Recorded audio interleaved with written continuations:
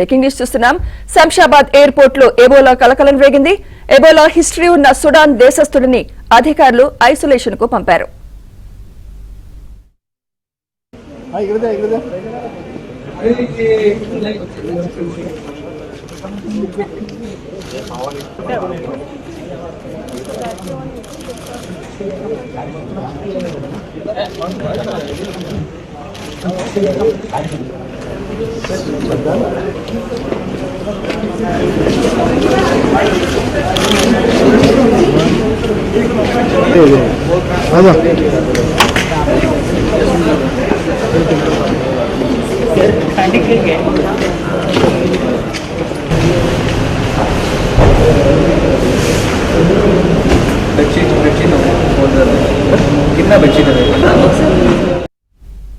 Shamshabad airport లో Ebola కలకలం రేగింది.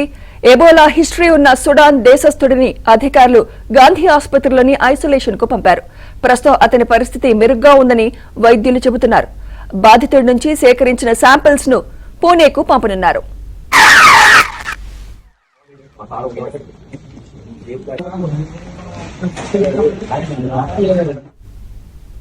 ఇదే అంశంపై మరింత సమాచారం మా ప్రతినిధి ప్రవీణ్ అందిస్తారు. ప్రవీణ్, ఆయనతో పాటు ట్రావెల్ చేసిన వారి సంగతి ఏంటి? ప్రవీణ్.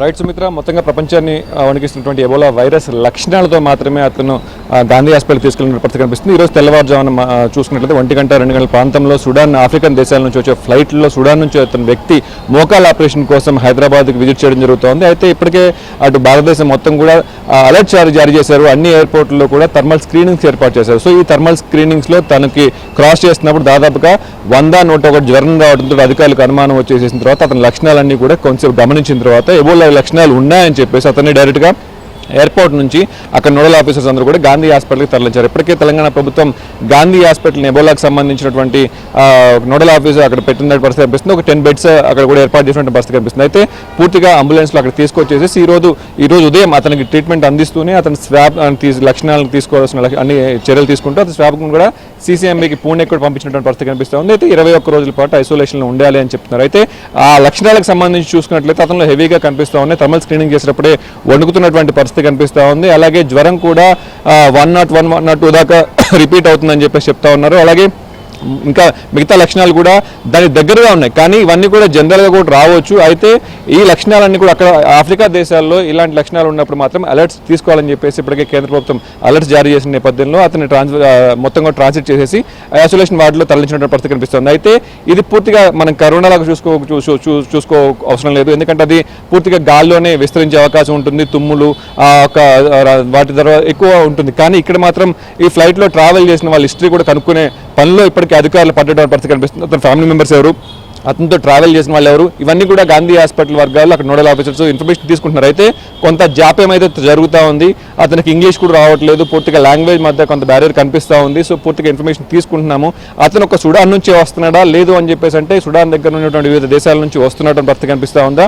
పూర్తిగా ఇప్పటికీ ఆ ఫ్లైట్లో వస్తున్నటువంటి వాళ్ళ చార్ట్ కూడా తెప్పించుకోవడం జరుగుతూ ఉంది. సో వీళ్ళని కూడా ట్రేస్ చేసే పనిలో పడ్డారు. సో మొత్తం మీద అయితే హైదరాబాద్లో మొట్టమొదటి మనం ఎప్పుడైతే కరోనాలో చూసుకున్నట్లయితే మహీంద్రా హిల్స్లో మొట్టమొదటి కేసు చూసాము. అలాగే ప్రస్తుతం ఎబోలా కన్ఫర్మ్ అవనప్పటికి కూడా ఈ లక్షణాలతో చేరినటువంటి మొట్టమొదటి వ్యక్తి సుడాన్ వ్యక్తిగా మనం అనుకోవచ్చు. సో ఈ యొక్క స్వాబ్కి తీసుకొచ్చిన ఈ యొక్క స్వాబ్ మాత్రం రిపోర్ట్ రావడానికి ఇంకా 48 గంటల నుంచి 72 గంటలకు పట్టే అవకాశం ఉందని చెప్పేసి డాక్టర్స్ చెప్తా ఉన్నారు.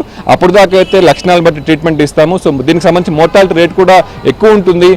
వాంతులు, విరోచనాలు ఇవన్నీ కూడా ఉంటాయి. కాకపోతే ఈ ఫిజికల్గా మనిషిని కలిసినప్పుడే ఈ యొక్క ఎబోలా వ్యాప్తి చెందే అవకాశం ఉంటుంది. సో ఏదైనా కూడా రిపోర్ట్ వచ్చిన తర్వాత మాత్రమే మనం కన్ఫర్మ్ చేయగలం. అప్పుడు దాకా ఆందోళన చెందొద్దని చెప్పేసి కూడా చెప్తున్నారు. ఇప్పటికీ హెల్త్ అడ్వైజర్ సంబంధించి తెలుగు రాష్ట్రాల్లో పూర్తిగా థర్మల్ స్క్రీనింగ్స్ చేస్తూ ఉన్నారు. వార్డ్స్ ఏర్పాటు చేశారు. భారత ప్రభుత్వం కూడా పూర్తిగా అలర్ట్లో ఉన్నటువంటి పరిస్థితి కనిపిస్తూ ఉంది. ప్రపంచవ్యాప్తంగా కేసులు ఎక్కడ నమోదు ఎక్కువ అవ్వట్లేదు కాబట్టి సో అలర్ట్గా ఉన్నామని చెప్పేసి ప్రభుత్వ వైద్యులు చెప్తూనే పూర్తిగా ట్రీట్మెంట్కి సంబంధించిన వార్డ్స్ ఏర్పాటు చేస్తూ ఉన్నారు. సో స్వాబ్ టెస్ట్లు అన్ని రావడానికి కూడా ఇంకా 2 రోజులు సమయం పడుతుంది కాబట్టి అప్పుడు దాకా మాత్రం అతను ఐసోలేషన్లో ఉంచి అతను ట్రాక్ ఎక్కడి నుంచి వచ్చాడు ఏంటని కనుక్కునే పనులు, అతనితో పాటు ట్రావెల్ చేసిన వాళ్ళు కావచ్చు, పక్కన ఆ ఫ్లైట్లో ఎవరో ట్రావెల్ చేసి వీటన్ని కూడా చెక్ చేసే పనులు అయితే యంత్రాంగం మొత్తం నిమగ్నం అయిపోయింది. సుమిత్ర. రైట్.